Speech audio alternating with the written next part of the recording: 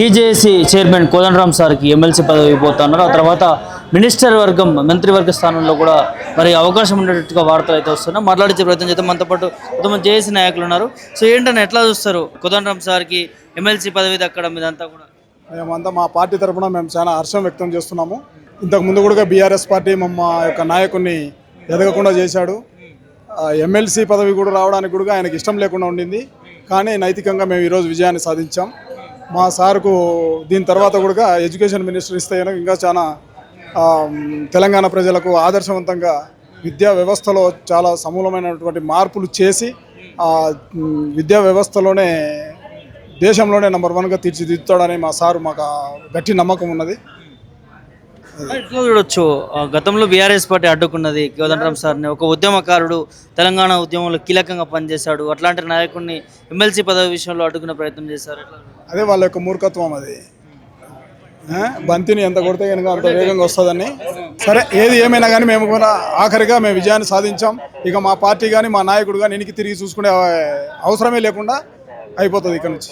కోదండరాం సార్కి ఎమ్మెల్సీ పదవి ఇవ్వబోతా ఉన్నారు. ఆ తర్వాత మంత్రివర్గంలో కూడా స్థానం దక్కే అవకాశం ఉన్నట్లుగా వార్తలు వస్తూ ఉన్నాయి. మాట్లాడించే ప్రయత్నం చేయాలి. మనతో పాటు కొంతమంది నాయకులు ఉన్నారు. సార్, ఎట్లా చూస్తారు కోదండరాం సార్కి? చాలా సంవత్సరాల నుంచి వెయిట్ చేస్తూ ఉన్నారు. కాంగ్రెస్ ప్రభుత్వం వరకు అవకాశాలు ఇస్తూ ఉంది, కానీ బీఆర్ఎస్ నాయకులు కూడా కొంత అడ్డుకునే ప్రయత్నం జరిగింది. ఎట్లా చూస్తారు? ఏం చెప్తారు? అంటే గవర్నమెంట్ వీలుని బట్టి ఇచ్చింది. అంటే బీఆర్ఎస్ నాయకులు ఎవరో అడ్డుకుంటే ఇవ్వకపోవడం కాదు, కోర్టు ద్వారా ఉన్నటువంటి దాన్ని మనం మాట్లాడడం కూడా బాగుండదు. కోర్టు అయిపోయిన తర్వాత గవర్నమెంట్ దక్కవలసినటువంటి గౌరవం దక్కింది కోదండరాం గారికి.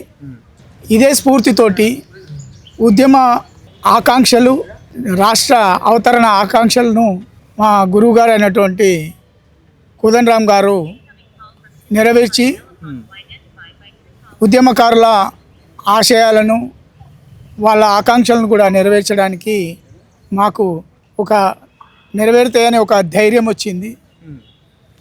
చట్టసభలలో కోదండరాం గారు ఉద్యమ ఆకాంక్షల గురించి మాట్లాడే అవకాశం వచ్చింది.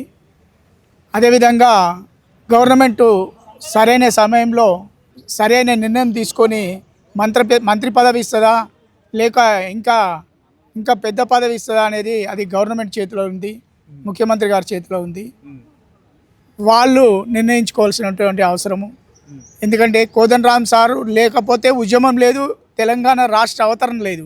దాన్ని ఆ తెలంగాణ రాష్ట్ర అవతరణను హైజాక్ చేసినటువంటి గత ప్రభుత్వం ఇప్పుడున్న ప్రభుత్వానికి చాలా వ్యత్యాసం ఉంది.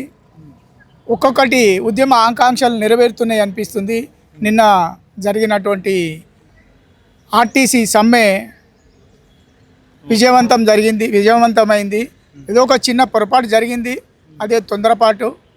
అలాంటి నిర్ణయాలు ఏవి జరగకుండా మనం కూడా మీ ద్వారా కూడా, మీడియా ద్వారా కూడా విజ్ఞప్తి చేస్తున్నా, తొందరపాటు చర్యలు ఎవరు కూడా చేపట్టొద్దు.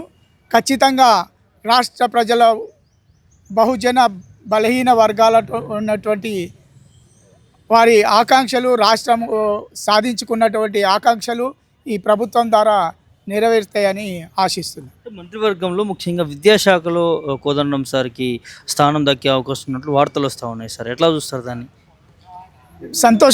సంతోషమే కదా. ఉద్యమ సారథికి మంత్రి పదవి రావడం సంతోషమే. విద్యా వ్యవస్థ బాగుపడుతుంది.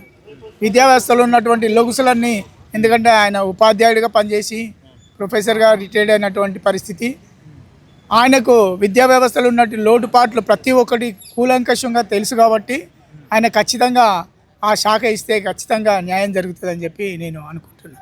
అంటే ఎట్లాంటి మార్పులు తీసుకురావచ్చు సార్? అంటే ప్రొఫెసర్గా పనిచేశారు మీరు అన్నట్టుగా, ఎన్నో సంవత్సరాల నుంచి విద్యార్థుల భవిష్యత్తుని తీర్చిదిద్దారు కోదండరాం సార్కి. అట్లాంటి నాయకుడికి మంత్రి పదవి ఇస్తే ఎట్లాంటి మార్పులు వస్తాయి అనుకోవచ్చు? మాతోటి అంటుండేది సారు, ఈ ప్రైవేటీకరణ అనేది లేకుండా మొత్తం గవర్నమెంట్ ద్వారానే బడులు, కాలేజీలు నడిపిస్తే ఇదంతా ఉండదు కదా, అన్నిటినీ జాతీయం చేసుకుంటే అయిపోతుంది అని చెప్పి మాతో అంటుండేవారు. ఫైనల్గా ఏం చెప్తారు ఈ సందర్భంగా? మాకు సంతోషము, అందరికీ హ్యాపీ.